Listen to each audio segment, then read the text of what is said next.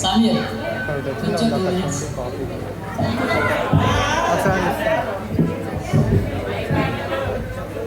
ముందుగా ఈ వేదికను అలంకరించిన second year and first year నా సోదరులు సహోదరులు అయినటువంటి ప్రతి ఒక్క విద్యార్థికి నా హృదయపూర్వక అభినందనలు. దీని వెనక ఈ ఫ్రెషర్స్ డే స్టార్ట్ చేయకముందు దీని వెనక ఎంతో కష్టం ఉంది. అది ప్రతి పిల్లోడి కష్టం ఇక్కడ కనిపిస్తుంది. Thank you so much. అలాగే ప్రముఖ డైరెక్టర్స్ అయినటువంటి Sanjeevi junior college founders Shri Vasanth Kumar గారికి, అలాగే శ్రీ సురేష్ ప్రసాద్ గారికి, అలాగే మన చీఫ్ గెస్ట్ అయినటువంటి వాగ్దేవి ఫౌండర్ మిస్టర్ రవికిరణ్ గారికి అందరూ చక్కగా గట్టి క్లాప్స్తో వెల్కమ్ చెప్పండి. Thank you sir, thank you so much. నేను చెప్పబోయేది 2 టాపిక్స్. ఆల్రెడీ మార్నింగ్ ఈ టాపిక్స్ మీద డిస్కషన్ అయిపోయింది. కానీ మీకు చక్కగా పేరెంట్స్ చెప్పినా అదే టీచర్స్ చెప్పినా తీసుకోలేరు. కాబట్టి నేను అందుకే ముందుగా నా సోదరులు అని స్టార్ట్ చేశాను. Thank you. ఈరోజు నేను ఇక్కడ ఉన్నానంటే దానికి కారణమైనటువంటి నా గురువు గారు, నా ఈ చేయికి విద్యనిచ్చినటువంటి రమేష్ గారికి ఈ సభాముఖంగా నేను కృతజ్ఞతలు తెలియజేసుకుంటున్నాను.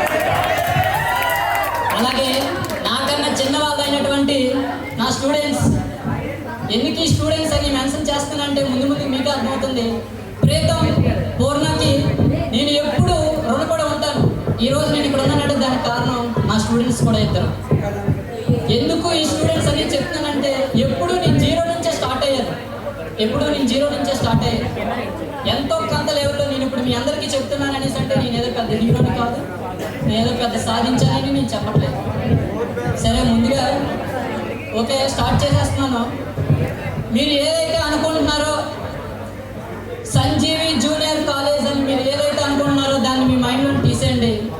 ఎందుకంటే ఎవరైతే ఒక ఇల్లు కట్టాలంటే ఫౌండేషన్ ఉండాలి. ఫౌండేషన్ వేసిన తర్వాత ప్రతి ఒక్కరూ ఇల్లు కట్టేసిన తర్వాత ఎవరైనా వచ్చి హడావిడి చేస్తారు. ఎవరైనా వచ్చి హడావిడి చేయడం కాదు. మీకు తెలియలేని విషయం ఏంటంటే కోహినూర్ వజ్రాలు లాంటి డైమండ్స్ మీకు తెలుసా? మీ అందరికీ తెలియలేని విషయం ఏంటంటే కోహినూర్ వజ్రాలు లాంటి డైమండ్స్ మన ముందున్నారు. ఎవరు నేను చాలా ధైర్యంగా చెప్పగలుగుతున్నాను. ఈరోజు ఇక్కడ కూర్చొని చాలా చక్కగా చెప్పగలుగుతున్నానంటే ఎవరు స్టార్ట్ చేసింది కాదు. ఈరోజు వైజాగ్ కాదు, సిటీ మొత్తంలో నేను ఛాలెంజ్ చేస్తున్నాను. ఏదో పెద్ద పెద్ద కార్పొరేట్ కాలేజీలు ఉన్నాయి, వాటికి గర్వంగా ఒకటి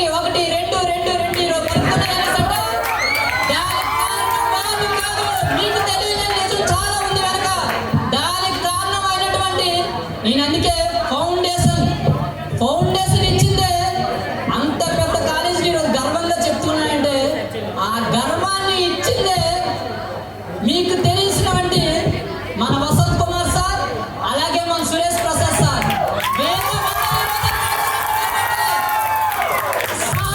మాత్రమే కాలేజీలో పడ్డాయి. ప్రత్యేకంగా చెప్పుకోవాల్సింది, చాలా గర్వంగా చెప్పుకోగలను. ఇంత చక్కటి ప్రముఖుల దగ్గర నేను వర్క్ చేసినందుకు చాలా హ్యాపీగా ఫీల్ అవుతున్నాను. అలాగే ఈ కార్యక్రమం గురించి ఎంతో కష్టపడి పిల్లల్ని మోటివేట్ చేసి చాలా చక్కగా జరిపించినందుకు ముందుగా భావన మేడం గారు కూడా నా యొక్క ధన్యవాదాలు. ఓకే, నేను టాపిక్లో డైరెక్ట్గా వెళ్ళిపోతాను. ఇంతకు మించి నేను ఏం మాట్లాడినా మీరు తీసుకోలేదు. నేను రెండు విషయాలుగా డిస్కస్ చేస్తా. ఏది మంచి ఏది చెడు. మీకు ఏదైనా టాపిక్లోకి వెళ్ళే ముందు 2 జోక్స్తో నేను కంప్లీట్ చేసేస్తాను. మీరు సైలెంట్గా ఉంటే అది చెప్పేది ఏంటో మీకు అర్థమవుతుంది. వినాలని చాలామంది ఉన్నారు. ఆ వినే వాళ్ళకి మనం అవకాశం కల్పించాలంటే మనం సైలెంట్ ఉండాలి.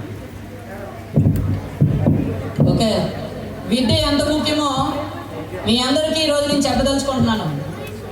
ఒక చిన్న ఎగ్జాంపుల్. విద్య లేకుండా ఎమ్మెల్యే అయ్యారు ఒక ఆయన. 2 జోకులు. ఒక ఆయన విద్య లేకుండా ఏమీ తెలియకుండా ఎమ్మెల్యే అయిపోయారు. ఏదో ప్రముఖులు కదని ఒక ఈవెంట్ వచ్చింది. ఏంటది? బాస్కెట్బాల్ ఈవెంట్కి వాళ్ళు ప్రముఖులుగా పిలిస్తే అంతా ఈవెంట్ అంతా అయిపోయింది. అందరూ వెళ్ళారు, చాలా చక్కగా చూశారు. వచ్చిన తర్వాత కార్ డ్రైవర్తో ఈ ఎమ్మెల్యే అంటున్నాడు, ఎమ్మెల్యే చదువుకోలేదు కదా, ఏమంటున్నాడు? ఏంటయ్యా ఒక్క బాల్ కోసం అంతమంది కొట్టుకుంటున్నారు, ఎవరి బాల్ వాళ్ళకి ఇస్తే సరిపోతుంది కదా. అర్థం కాలేదా? చదువుకోలేదే ఏమవుతుంది? ఏంటయ్యా అంత బాల్ గురించి అంతమంది కొట్టుకుంటున్నారు, ఎవరి బాల్ వాళ్ళకి ఇస్తే సరిపోతుంది కదా. సరే, డ్రైవర్ నవ్వుకున్నాడు. కాసేపు ముందుకు పోనిచ్చి డ్రైవర్తో అంటున్నాడు, ఏంటయ్యా ఎక్కడ పడితే అక్కడ నువ్వు అలా ఆపి ముందుకు నడుస్తున్నావు అనేసి అంటే, స్పీడ్ బ్రేకర్స్ వస్తున్నాయి సార్ అన్నాడు. స్పీడ్ బ్రేకర్స్ వస్తున్నాయి సార్ అన్నాడు. అంటే హార్న్ కట్టవయ్యా అయ్యే పక్కకు పోతాయి, హార్న్ కట్టవయ్యా అయ్యే పక్కకు పోతాయి. చదువుకోలేకపోతే జీవితంలో ఎందుకు నేను అది కంప్లీట్ చేయను, అది మీ ఊహకే వదిలేస్తున్నాను. ఓకే, జోక్స్ ఏ పార్ట్. నేను ముఖ్యంగా ఈ స్టేజ్ పైకి ఎక్కింది, నేను 2 విషయాలు ఈరోజు చాలా చక్కగా చెప్తాను. మీరు చాలా చక్కగా ఆలకించి ఈ రోజుతో ఏ రోజైనా నేను మీకు గుర్తొచ్చాను అనేసి అంటే, మేము ఎంప్లాయీస్ అనే వాళ్ళు ఉండొచ్చు, ఉండకపోవచ్చు. ఏ కార్పొరేట్ కాలేజీలో ఎంప్లాయీ పర్మనెంట్ అని ఎక్కడా లేదు. కానీ మనదనే డిస్కషన్ వచ్చిన రోజు మన కోసం చెప్పినా చెప్పకపోయినా ఇందులో ఒక్కరు మారినా నేను చాలా హ్యాపీగా ఫీల్ అవుతున్నాను. ఫస్ట్ టాపిక్ ఏంటంటే, చిన్న స్టోరీతో స్టార్ట్ చేస్తాను. ఇందులో ఎంతమంది పేరెంట్స్ అమ్మ మాకు మార్కులు కావాలని ప్రెజర్ చేస్తున్నారు? మేము హార్ట్ఫుల్గా చేతులు పెట్టాము, హార్ట్ఫుల్గా ప్రెజర్ చేస్తున్నారు. హార్ట్ఫుల్గా ఎవరు లేరు, ప్రెజర్ చేయట్లేదు. ఓకే, ఎంతమంది పేరెంట్స్ మాట వింటున్నారు ఇక్కడ? అందరూ వింటున్నారు. Okay, thank you. ఓకే, అయితే నేను చెప్పవలసింది ఏంటంటే, చిన్న స్టోరీ. మీకు తెలుసు అదేంటి, చదువుతున్నారు వాళ్ళు ఫోర్స్ చేయకూడదు కదా, అంతే కదా. వాళ్ళకేం తెలియదు, పేరెంట్స్ అంతేనా? వాళ్ళకేం తెలియదు, అంతే కదా, కాదా? అయితే ఒక చిన్న స్టోరీ ఏంటంటే, ఒక వ్యక్తి చాలా అందంగా చక్కగా గాలిపటాన్ని ఎంతో ప్రయారిటీ ఇచ్చి ఒక వ్యక్తి గాలిపటాన్ని తయారు చేసి దాన్ని ఒకరోజు ఎంతో తన ఇష్టాంతో తయారు చేసుకుని ఒకరోజు గాలి పోటీలు కాంపిటీషన్కి వెళ్ళి అక్కడ వదలసాగాడు. అయితే కింద నుంచి దారంతో ఈయన పైన దాన్ని నడుపుతున్నాడు. పైన ఉండేదాన్ని కింద నుంచి ఒక దారంతో ఎగరవేస్తున్నాడు గాల్లో. ఎగరవేసేటప్పుడు ఆ గాలిపటం అంటుందంట కింద నుండి, ఏందయ్యా నువ్వు నన్ను ఎలా పట్టుకొని అటు ఇటు నీకు నచ్చినట్టు తిప్పుతావు, ఒక్కసారి వదిలి చూడు, నువ్వేమనుకుంటున్నావో అంతకన్నా ఎక్కువ ఎత్తులోకి ఎగిరి నేను చూపిస్తున్నాను. ఒక్కసారి నువ్వు పట్టుకున్న దారాన్ని వదిలి చూడు, నువ్వేమనుకుంటున్నావో అంతకన్నా ఎత్తులో నేను ఎగరగలను, నీకేం తెలుసు నా కోసం అని అంటుందా గాలిపటం ఆ వ్యక్తితో. ఆ వ్యక్తికి తెలుసు అక్కడ ఏం జరుగుతుందో వదిలితే. కానీ ఆ వ్యక్తి లేదు నీకేం తెలియదు, నా మాట విను అని చెప్పినా వినిపించుకోలేదు. ఎంతైనా అతను తయారు చేసింది కదా, ఎంతో ప్రేమతో ఇష్టంగా తయారు చేసింది కదా, అందుకోసం ఎంత చెప్పినా వెళ్ళలేదు ఆ గాలిపటం. ఒక్కసారిగా ఆ గాలిపటాన్ని సరే వేస్ట్ మిగిలిని దారం కట్ చేశాడు. కట్ చేసిన అయితే ఏమవుద్ది రెస్పాన్స్ పోయి చెత్తకప్పులో పడింది, పోయి కరెంటు తీగలపై పడింది. నేను ఇక్కడ చెప్పవలసిన విషయం ఏంటంటే, మీకు అర్థమై ఉంటుంది, మీకు పేరెంట్స్ ప్రెజర్ చేస్తున్నారంటే దాన్ని మీరు ఎలా తీసుకోవాలి? కింద నుండి ప్రెజర్ చేస్తున్నారంటే అమ్మా నీకేం తెలియదు, వాళ్ళకేం తెలీదా? నువ్వు గుడి అడుగులు వేసినప్పుడు వాళ్ళు ఎక్కడ పడిపోతే పట్టుకుని నీ చేయి పట్టుకొని నడిపించిన పేరెంట్స్కి ఇందులో చాలామంది స్టూడెంట్స్ అంటారు అమ్మ నీకేం తెలియదమ్మా, వాళ్ళకన్నీ తెలుసు. పేరెంట్స్ చెప్పిన మాటలు విని ఎవరైతే వాళ్ళ నడవడికలో నడుస్తారో అలాంటి వాడు ఎప్పుడు చెడిపోయిన సృష్టి మొత్తంలోనే లేదు, ఉండదు కూడా. ఫస్ట్ ప్రయారిటీ ఎప్పుడు మన వసంత్ కుమార్ సార్ పేరెంట్స్ మాత్రమే ఉంటుంది. అన్కండిషనల్ లవ్ ఏదైనా ఉందా అంటే ఈ లైఫ్లో, ఈ లోకంలో, అది ఒక్క పేరెంట్స్ లవ్ మాత్రమే. ఓకే, ఇప్పుడు సెకండ్ టాపిక్ వచ్చేసి, ఇది కూడా ఒక చిన్న స్టోరీతో స్టార్ట్ చేస్తాను. అదేంటంటే, ఊరి గ్రామస్తులు ఉన్నారు. గ్రామస్తులు మాట్లాడుకుంటున్నారు, అయ్యో పండగ దగ్గరికి వచ్చింది, గుడిలో చూస్తే విగ్రహాలు లేవు, ఏవైనా విగ్రహాల్ని మనం ప్రతిష్ఠించాలి అనేసి చాలా చక్కగా వివరించుకునేటప్పుడు, అయితే శిల్పిని పిలిపించారు. ఒక శిల్పిని పిలిపించి, ఇది చాలా జాగ్రత్తగా వినవలసిన విషయం, ఆ చివర ఒకసారి ఆ శిల్పిని పిలిపించి, నీకు 2 బండరాతుల్ని ఇస్తాం, 2 బండరాతుల్ని ఇస్తాం. ఈ 2 బండరాతుల్ని చాలా చక్కగా నువ్వు రూపుదిద్ది దీనికి అందమైన కళ్ళనిచ్చి నువ్వు ప్రతిష్ఠించాలి అని చెప్పి అక్కడి నుంచి గ్రామస్తులు వెళ్ళిపోయారు. గ్రామస్తులు వెళ్ళిపోయిన వెంటనే ఈ శిల్పి, ఎవరైతే ఈ శిల్పి ఉన్నారో, ఈ శిల్పి ఆ యొక్క బండరాతిని చెక్కడం కొనసాగాడు. ఆ యొక్క బండరాతిని చెక్కడం స్టార్ట్ చేయగానే అందులో బండరాతి అందంట, అయ్యో ఈ దెబ్బలకు నేను తట్టుకోలేనయ్యా, ఈ దెబ్బలకు నేను తట్టుకోలేను, నన్ను వదిలే, నువ్వు ఉలితో వేస్తున్న దెబ్బలని నేను తట్టుకోలేకపోతున్నాను, నన్ను విడిచిపెట్టి అనేసి అందంట.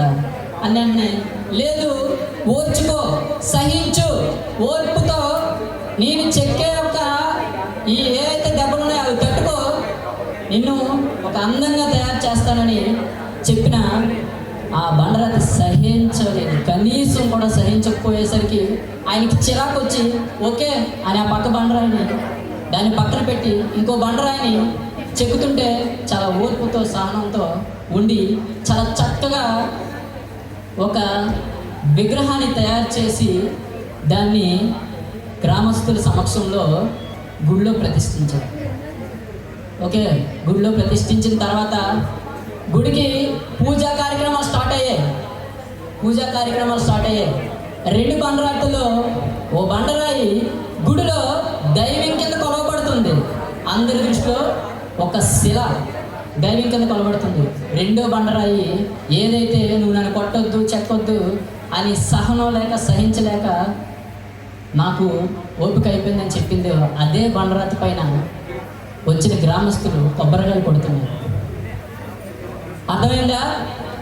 మీరు క్లాసులో మీకు ఏమీ ఇంటర్మీడియట్ అంటే ఏమీ తెలియని చిన్న పిల్లలు, ఈ వయసులో ఎవ్వరికీ మెచ్యూరిటీ ఉండదు, తెలిసి తెలియక క్లాసులో ఒక సార్, ఒక టీచర్ నిన్ను ఏదైనా పిలిచి క్వశ్చన్ అడుగుతున్నారంటే నేను చాలా చక్కగా చెక్కుతున్నానని అర్థం.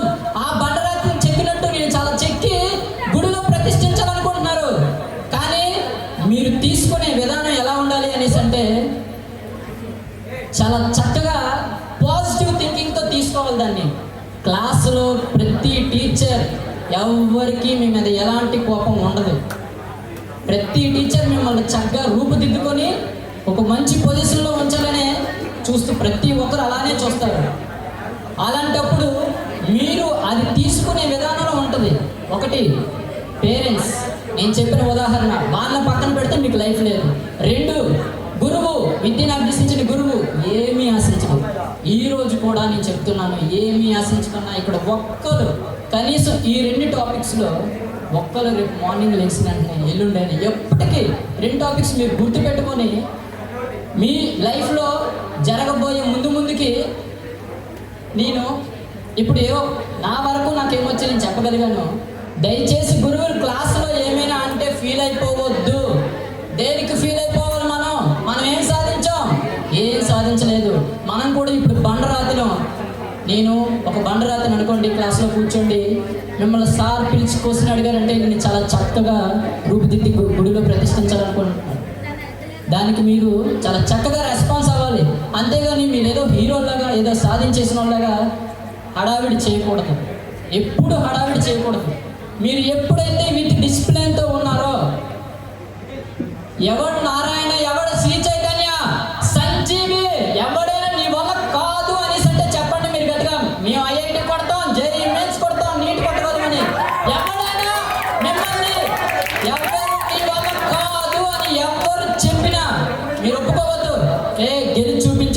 నీ టాలెంట్ చూపించు. అది ఏంటి? నువ్వు ఓర్పుతో సహిస్తే బండరాయి కూడా గుడిలో దేవుడే ప్రత్యక్షమైంది.